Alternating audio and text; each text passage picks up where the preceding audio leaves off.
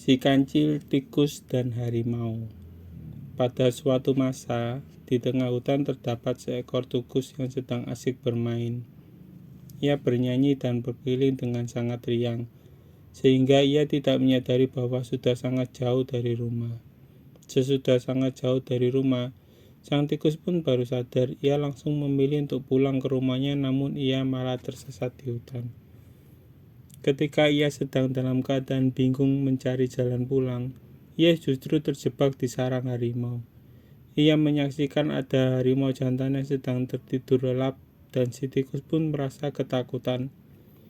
Karena saking paniknya melihat harimau, ia berlari dan tanpa sengaja menginjak kaki harimau. Akhirnya harimau terbangun dan marah karena terganggu istirahatnya. Tikus tersebut akhirnya ditangkap dengan kukunya yang tajam. Ia pun berusaha melepaskan diri dan memohon kepada harimau untuk melepaskannya. Namun sang harimau tetap saja tidak mau melepaskan tikus tersebut dan berkata bahwa ia merasa sangat marah apabila ada yang mengganggunya. Tidak begitu jauh dari tempat tersebut terdapat seekor kancil yang tengah minum di tepi sungai. Ia terkejut melihat kejadian itu dan basa-basi kepada harimau.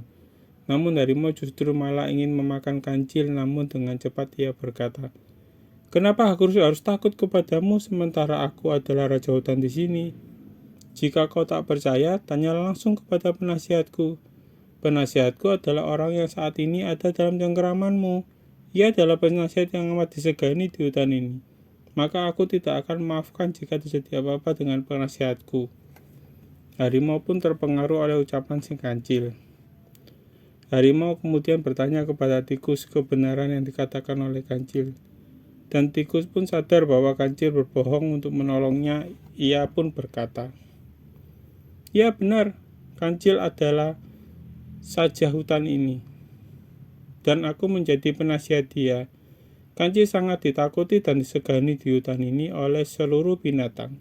Apabila tidak percaya, silakan bertanya langsung kepada seluruh hewan di hutan ini." Harimau akhirnya takut dengan ucapan tikus, namun tetap saja tidak menunjukkan rasa takutnya. Akhirnya kancil pun kebingungan bagaimana cara untuk membuktikan kekuatannya kepada harimau. Akhirnya ia berusaha tenang dengan kepandaiannya sekali sesungguhnya ia merasa takut. Ia pun berkata bahwa ia baru saja mengalahkan harimau sebesar harimau tersebut, dan ia membuat harimau merasa sangat takut. Ia pun meminta kancil untuk membuktikan perkataan bahwa kepala harimau yang dihabisi masih ada di pinggir sungai. Akhirnya kancil membawa harimau ke sumur yang gelap dan dalam. Namun ia tampak karena ada pantulan sinar matahari. Ia pun diminta melihat kepala harimau yang ada di sumur. Alhasil ia pun mengintip dan ternyata kepala harimau itu benar-benar ada. Padahal sebenarnya di dalam sumur tersebut tidak ada apa-apa. Hanya saja harimau melihat cerminan kepalanya sendiri.